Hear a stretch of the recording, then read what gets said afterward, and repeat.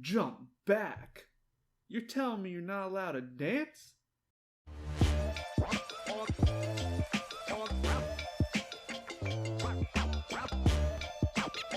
Yo, what's up, y'all? Welcome back to the Croak and Crow podcast. You know what we do here?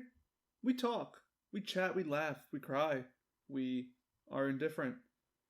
All about religion and everything that's not religion and everything in between.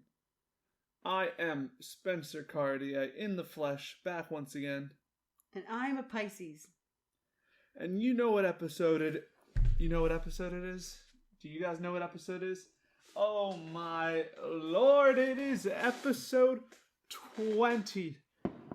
Episode 20 in 2020 on the 20th day of November. Is it? Probably when we upload this, maybe. Oh, cool. The 20th day of November. Yeehaw. Grab your saddles because it is going to be a good one. I can feel it. I can feel it in my bones, in my soul. My third eye is open. And let's get ready to rumble. On the 20th episode, I feel like it's super special, so I'm hoping you brought a super special topic.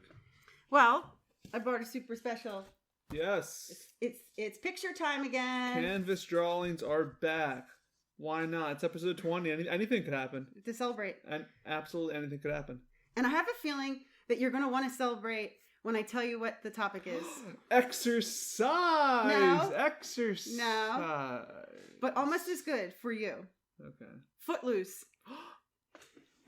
You gotta cut loose. Footloose. I wish I could put the music on. You can't? But that will Post be that copyright struck. There's probably and they might take our video down. Right. But there might be like a close to it, but not really the song. Well, that's all. It'll just be me saying. Okay. Okay. Footloose. Footloose. Is one of your favorite movies. Two of my favorite movies. Oh yeah. New and old. Okay, so Footloose. I was a kid when it came out. So did I see it?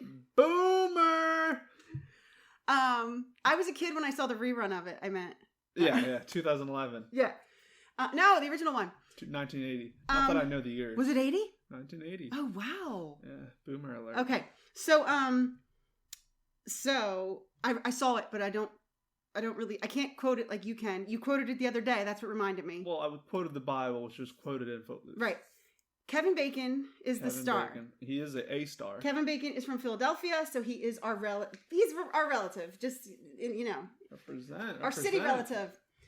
But what I just found out about Kevin Bacon. Oh no, he's a. What would make me want on Croak and Crow? He used to be a Catholic. And then he became an atheist. Oh, Kevin. So, listen, maybe we can't trust the internet. Maybe it's different now. I just quickly Googled it. Don't cry. Dance. I knew this would happen. Never meet your heroes, right? That's right. They do say that. Well, all right. Try to keep the joy. I have nothing wrong with atheists. I think I've spoken about this. Okay. I love all people. Do I think he might have got misguided a little bit? Yeah, but that happens to a lot of Catholics. If you care to listen, go to the Bashing Catholics episode. Yeah. And it's unfortunate because I love the Catholic Church, but some of the politics and yada yada pulls a lot of people away from religion entirely. If it was ingrained in whether it be family or something. Yeah. Which is unfortunate, but everyone can make their own decision. Yeah. Okay. Don't get tied up on that. Yeah, now I don't even want to talk. Let's just talk about the new Footloose with Julianne Hough. Oh, hope she's not an atheist. Oh, you can't take it all in one day. Yeah. Okay. So, anyway, give us a movie review. All right, let me tell you about Footloose, okay? So you got yourself Ren McCormick. He's a big city fella. Whether you watched it, the old one or the new one, I think they're from two different places. the original of Kevin Bacon, I believe he came from Boston, he became from Chicago. The new one came from Boston. I don't know. Doesn't matter. Those are just the small little details. Okay. And they move. Their parents get sick. Well, once again, the first one, I don't think the parents get sick. I think the mom and dad had a little bit of a messy breakup, and so him and the mom move. In the new one, the mom passes away, and he moves by himself to Beaumont. Beaumont, where is it? Is it in Alabama? I don't know where it is. Just, a very down south country place, and big city guy in a country place. He has to learn their ways, learn their traditions. And once he moves there, he quickly finds out that in the town of Beaumont, they've outlawed dancing. The church, because in these small southern towns, church is just as important as the politicians. They said, you know what? Dancing is pulling our children away from God. It's pulling our children away.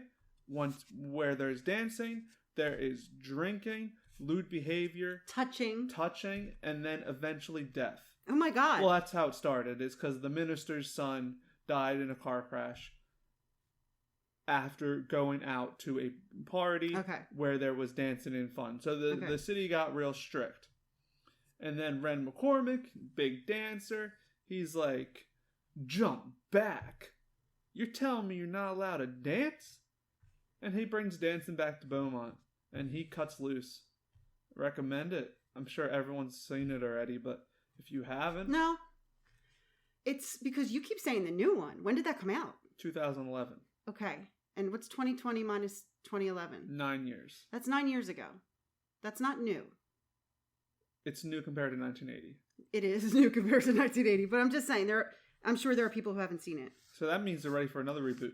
Now, before we get into it, I'm going to tell you if I could make the perfect hybrid movie. Okay.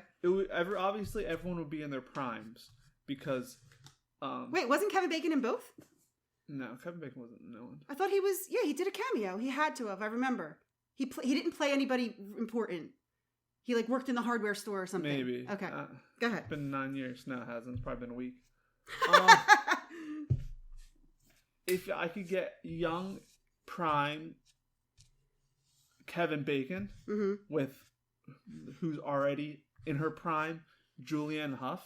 Oh, you want to do the casting? Okay. I could do without original Ariel. Okay. And I could do without the new Ren McCormick. Okay. But I think they picked the new Ren McCormick because he is an actual dancer. Oh. And so he was like an actor dancer, and it was just with the girl, Juliana. Yeah, she's also a dancer. I think maybe primarily, maybe not now, but I think that was what got her start. Right.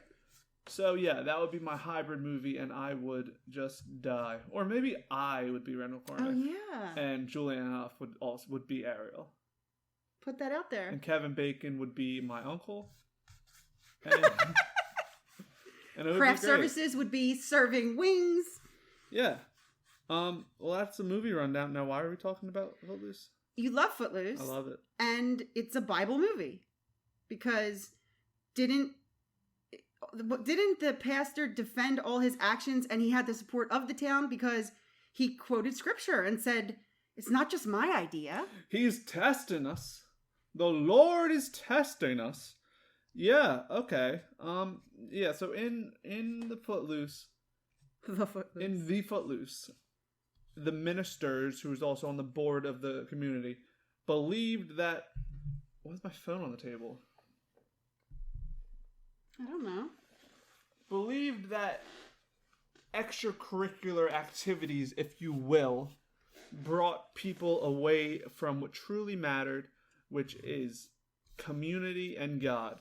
And also there was a ban of books that weren't deemed appropriate, music that was deemed too loud. And so the question is, what's the last name of the ministers? Reverend,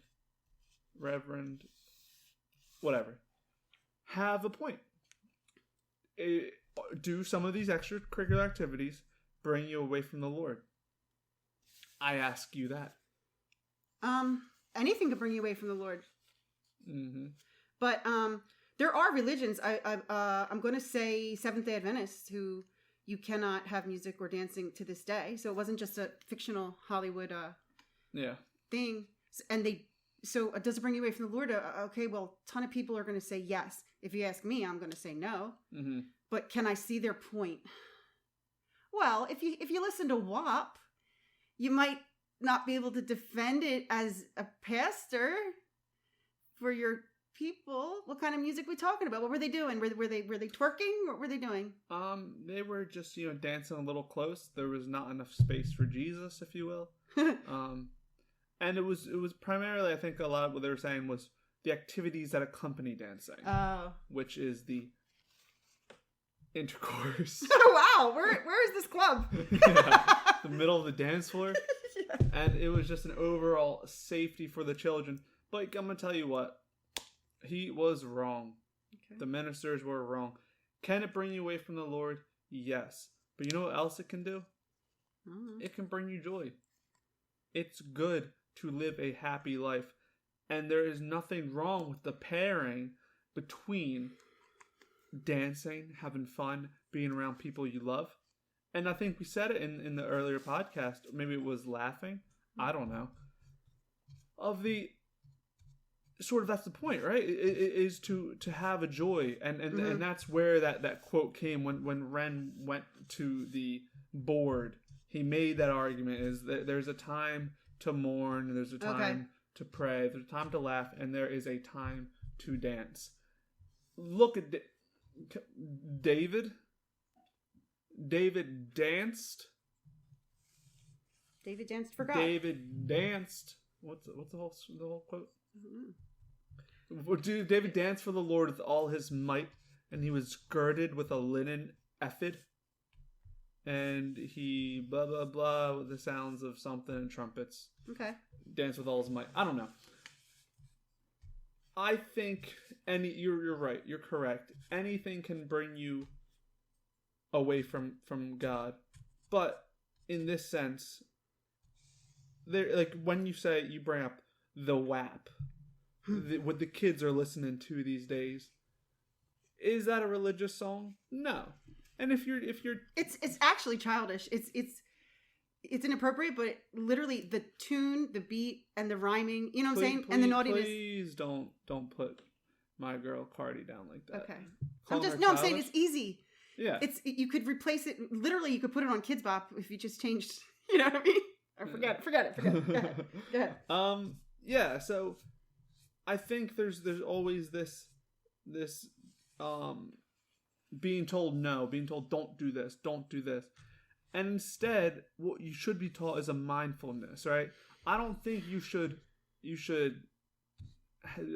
tell your kids you can never have candy ever. Mm-hmm. But there needs to be a mindfulness about it. There needs to be, this is a sweet that you can't have that often. That it's good and it's okay in moderation. You can enjoy your cravings, but you can't be your primary diet. And so that's okay. If you're teaching your kids, like, oh, okay, we don't listen to songs with, I'm not talking about little kids. Once they grow up, let them party. But, if you're like, okay, we don't listen to these songs, do you stop dancing? Do you stop music? No, there just needs to be a mindfulness of it. Right. And there needs to be a separation of, there is earthly fun and then there's spiritual growth. Mm-hmm. You don't need to just pick one. You don't need to pick, am I going to be an earthly person or am I going to be a spiritual person? You can be a spiritual person living on earth, enjoying the human needs of joy on earth. Because guess where that joy comes from? It comes from God, okay? That feeling when you're just dancing, you're going buck wild. It's a spiritual feeling. Yeah. It's a peace. It's a joy. Where do all these good feelings come from? Where do we get a little glimmer of that from? Is God. Yeah. And it's healthy, physically healthy. Physically healthy. That's why I'm so ripped. I'm a dancer. Why did you hesitate? What? Why'd you hesitate? It's called anticipatory pause. Building suspense. It's healthy, you tell people keep, move and move and groove. Healthy heart. No, I mean like for Well, yeah, but you know, it's a natural way. I'm sure you realize you can dance longer than you could if you were just doing jumping jacks in a row. You know, yeah, but you build up the same amount of sweat. Yeah, so it's actually a physically healthy thing, and so you're saying it's not bad spiritually, but is it good spiritually? Yes, David danced.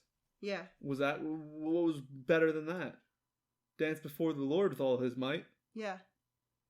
But I mean, yeah, if you're. But in this movie, so the kids they didn't want teenagers dancing closely or dirty dancing, whatever. Were the parents, were adults allowed to polka? I mean, everything was ended? No, it was minors were not allowed to participate in public dance is how it was. But they would still have dances that were sanctioned. Okay. But it needs to be like, full arms. Okay, so they did allow it. Yeah, it was like private, like going out, and like if they were outside of the local fast food joint and someone had a boom box and they were jigging it down, that was the no. And more about the movie. This boy in both of them, the character of Ren, he was a dancer, or was it a stress release? What was this going on that this guy had to dance so much? It was a stress release. You saw that in the one scene where he gets mad because the police are giving him a hard time, and he gets accused of doing drugs, and then he goes to the factory, and he's all like, and he's in his like tank top, and he's just like throwing it down, and then Ariel sees him and is like, whoa there, and he's like, we all got our ways to deal with. Oh, that's what started it?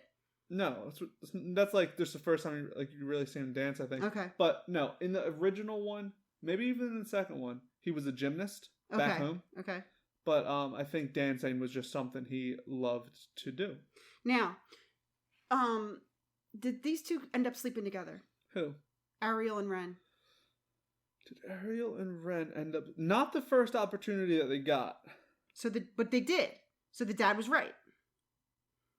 But she was sleeping with what was his name? Chuck something before. Chuck D? Yeah. No, I think that's Beastie Boys. So she was sleeping with the old country boy. Regardless if music was in the town or not. Yeah. And he was a bad guy. Okay. He was abusive and manipulative. And don't even mention other stuff. He drove a big old truck. Right. So he was bad. So he used it as a stress release, and dancing. And it motivated him to petition the town. I mean, why didn't he just move? He couldn't. He was stuck there. He was too young. Yeah, he was a high schooler. Oh, he's a high schooler. Yeah, okay. and the first one, like I said, he was with his mom, but he had to move because they had to get out of a situation. Second one, even hard. He definitely couldn't move. His mom was dead, and is that funny? Sorry, it just struck me funny when you're like, it was harder. It was harder. I read it like, I heard it like it was harder for them to move because the mom was dead. No, it's not funny. And so he was stuck there, and so, fight the power. What's better to do when you're young than fight the power and dance? My paint is old. Okay. And was the town was this a real Hollywood ending? Like, thanks, Ren. We really are happy you came here, and then you know what I mean? Yeah. Well, or was he like those kids? No, the minister dad, got brought to light. Brought to life? Is it a zombie movie? No, it came to light that because all he wanted was safety for his children. Okay. Because it was his son who died. Okay. So when he saw his daughter actually just having genuine joy for the first time in a long time, because her brother died. Yes. Okay. He rethought the whole thing. He was like, it didn't take away he's still like, you guys need God in your life and you shouldn't be in lewd behavior. Right. But he was like, you can't be too hard on these kids. You gotta let them have some joy, have some fun. So do you think it helped with his grief? Yes. You do? Yes. So okay, you know what? That's interesting because we talked in that podcast about feeling guilty. I said when you're grieving, you feel guilty. I think he even talks about feeling guilty because his son wasn't the only one who died. It was a car crash and kids died, and he felt guilty as the minister.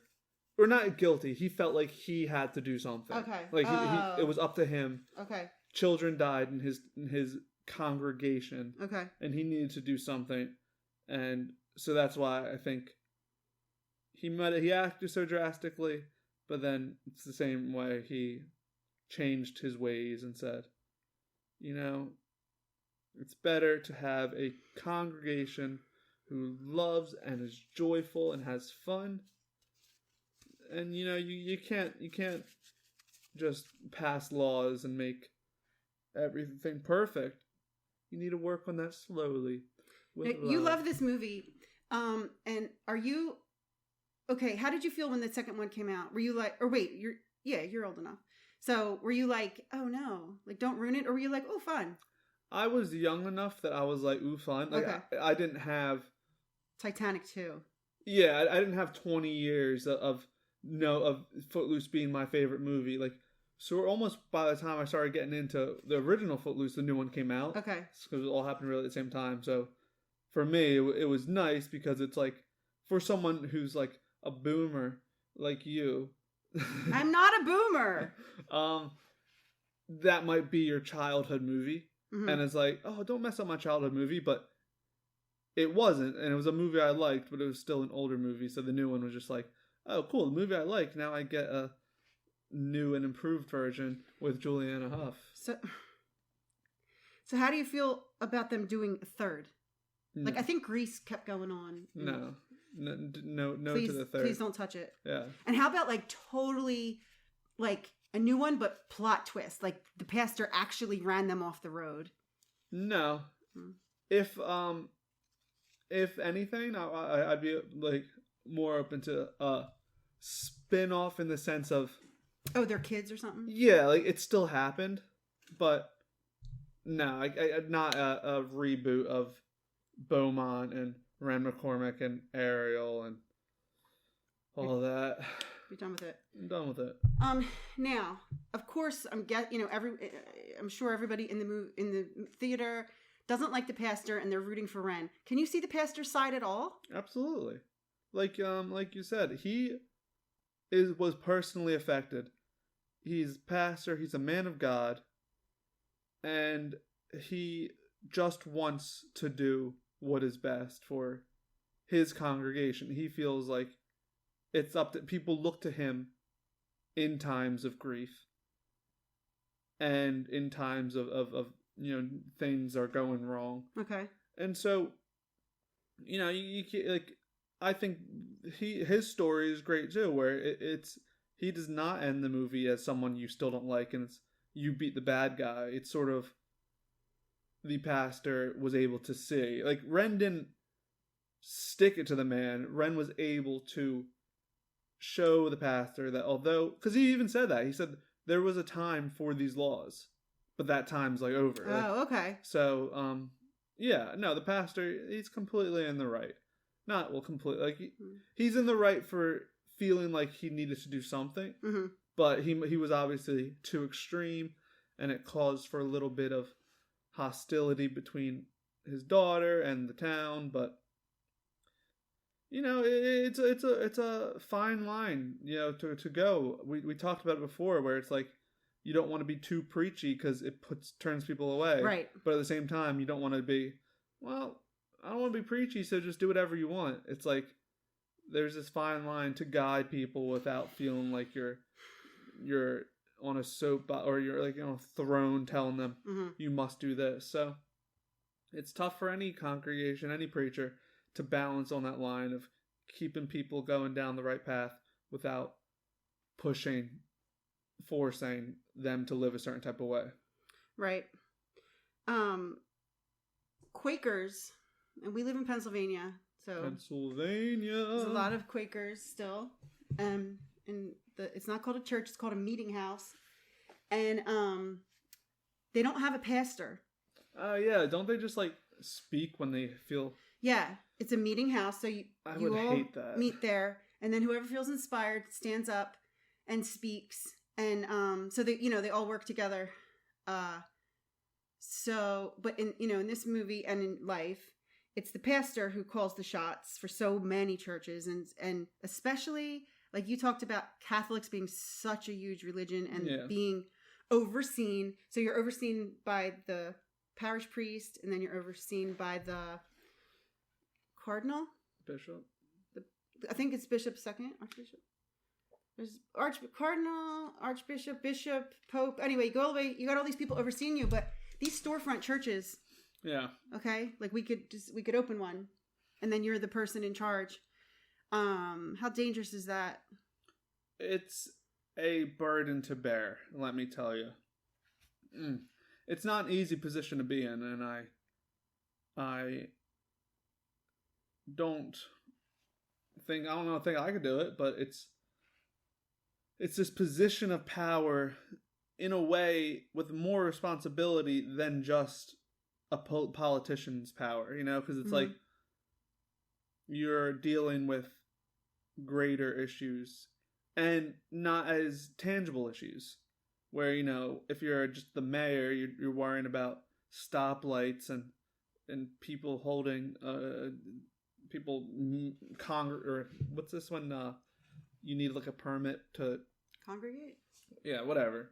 Just passing permits and allocating funds. But for a preacher, you have to do all that. But you're also sort of like you're the guidance. You don't go to the mayor for guidance, right? But you're expected to have the answers. When obviously you could have some answers, but just to be expected to always have the answer, it's a tough position to be in. It's tough for the pastor. But how about the parishioner? Any words to people who? Anything we should look out for? You don't know the pastor's name of this movie? Oh my god, I'm just gonna look it up. What do you do? I just was reading this morning, Bible verse, don't know which one, but it always talks about, you don't know who you're following, and you don't know what they're telling you, and you don't know if you should listen to what they're telling you. And it says, hear with your ear, which doesn't mean your physical ear. It means like, really, we talked about this many times, really try to know, or not know, but really try to... Reverend Moore. To really try to know if this person is leading you in the right direction. Yeah. Listen to yourself. Yeah. And just, like, in a way, that's like acting like, oh, he might have a plan up his sleeve. Like in this sense. Okay. Is Reverend Moore a bad guy? No, I don't think so. But as the parishioner, I think what it's important to remember is Reverend Moore, although a man who devotes himself to learn about God, he's still just a man. Yeah. And he doesn't... He, no more than you, have answers from God that we don't know. So it's good to listen to people, it's good to get advice from people who are well educated in different fields. But we've said this a million times in the podcast, when it comes to religion, it's a personal thing. You need to make that final personal decision for yourself of what's good and what's bad, and understand that the Reverend Moore is just a person. He's just a person who's making a conscious human choice of what he thinks is best. Right. And that's an important distinction. And that's what Ren saw, because that's why Ren brought the Bible in.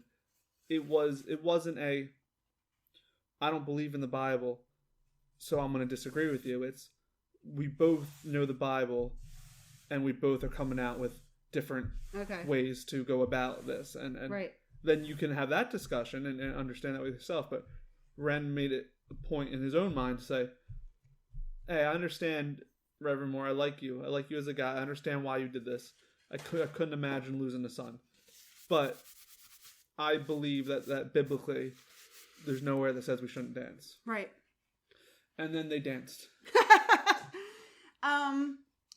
Tell me if you think so. This movie came out in 1980, and that was a long time ago. Do you think that 40 years ago? Wow. So it came out 40 years ago. Now the other one came out in 2011, but the only reason the other one came out was because we had already, had the first one. Yeah. Do you think if those hadn't been made, if that movie could have been made in 2020, or is it such a culture now that for them to I don't know, like, are you stereotyping a certain Christian in a certain part of America? In this climate, do you think that movie would have went over as good as it did in 80? No. I mean, I'm not, like, I think where you're going is saying, oh, because we're so politically correct now. Yes. But I think no, but just in more of a sense of where the world was in 1980, which I wasn't there. I don't know. Well, I feel like this is more art than just that. That's good. Well, guess what? Goodbye. Hey, not all art is meant to Have you ever seen the last. Buddhists? Are you going to forget what you're saying? No. Okay. You ever see the Buddhists who do the sand art on the ground? Yeah. They do it at Bernathen. Do they really? Every year they have a Buddhist come to Glencairn. Tell them what it is. It says it. It's this Buddhist tradition of this like sand art that they do, and like they do it over at Bernathen. Like they have a Buddhist come every year, and he just does these designs in like a mandala. Yeah, so really intricate. So intricate, and at the end you wipe it away. Yeah. Like you sweep it away. You sweep it away, and it's this idea of impermanence. Yes, impermanence. So that's pretty cool. Yeah. Yeah. It's kind of heartbreaking, but it's not. It's like sandcastles, I guess. Yeah. Okay, go ahead. Yeah, I think it was more of a thing, because right now, sort of, I guess, like when we talk a lot of who we are and what we do here on this podcast, and it's this, we feel like it's a generation of these free-thinking individuals who still have that yearning for religion, but the structure and the almost turned into politics didn't do it for us, and pushed a lot of us away from individual churches, and now we're all trying to like sort of find our own path. Mm-hmm. And I feel like 1980 was a big time. You were coming out of the 70s and all that, and it was this line between the boomers, which is fine if you're a boomer, who grew up where the churches were still speaking Latin and it was very strict, to this new where it was like not any less Christian, but just not really being up for the I'm confused. If there was just confusion, where before it was just like, this is the way, and I'm sticking to it. Like there's nothing about like, if they tell me this is what I do, this is what I do. Well, hold on, is God really against dancing? And so you had this disconnect in society, and this movie just portrayed it in a way through dance, and so I think that's why it works so well. And I mean, yeah, it still like technically works well because it's still sort of that transition we're going into. It wasn't a 1 decade thing, so yeah. But I think that's why it did so well. And Kevin Bacon is just a class act. So who doesn't love Kevin Bacon? I think he's really pulled it through. Yeah. Who's not connected to Kevin Bacon? 6 Degrees of Kevin Bacon. Yeah. And so you give the first movie, you give a review of. Okay, guys, I'm going to tell you something. And a lot of you might unsubscribe after hearing this. I like the new movie better than the old movie. But I'm really shocked. No. That's like liking the movie better than the book. Yeah, I know. Not that there's a book of everything but Kevin Bacon. That's okay. What, like, when I keep saying right. So you said you wish he could have been in the second movie. Yeah, mm-hmm. Yeah. More than I wish Julianne Hough could be in the first movie. I wish Kevin Bacon could be in the... But maybe it's just because I'm young and dumb. No. And I grew up and I was like, that's old. I don't get their references. They're wearing weird clothes. Oh, I see. Maybe it's that, but I just find for rewatch value, first time watch, different story. I recommend if you haven't seen either Footloose, start with 1980. But rewatch value, I time and time again, I go back to 2011.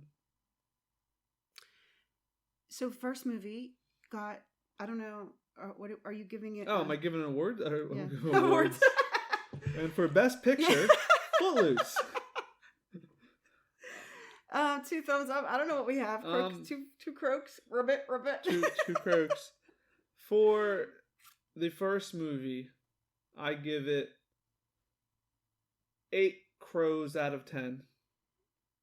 And the second movie, I give it 8.2 crows. Oh, that's really close. It's really close. Yeah. And that's the thing. Maybe it's just because I love Julianne Hough. Oh my gosh. Whatever she's in, it already bumps it up to an 8, and then right. anything on top, like the fact that it was Footloose on top of it, bumped it up that point too.